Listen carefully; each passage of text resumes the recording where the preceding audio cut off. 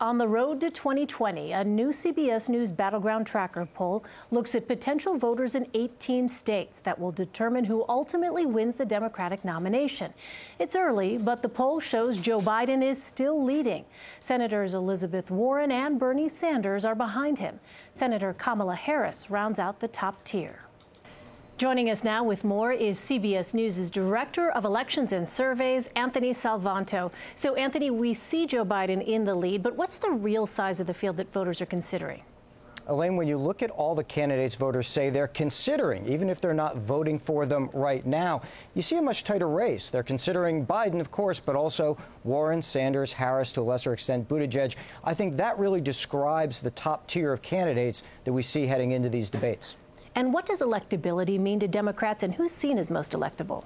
Well, they certainly prioritize it. Democrats say they have to be convinced someone can beat President Trump before they'll vote for them. Biden right now in the lead in that sense. Most Democrats think he can. The others seem to be more 50-50 propositions in the minds of Democrats. That's a case that they'll have to make. Well, is there a difference, Anthony, between progressives and moderates in the party on what voters want from a candidate? It appears there is right now. You've got folks who say they'd like the party to advance a more progressive agenda than they've ever had before. They're for Biden, but also just as much for Warren or for Sanders.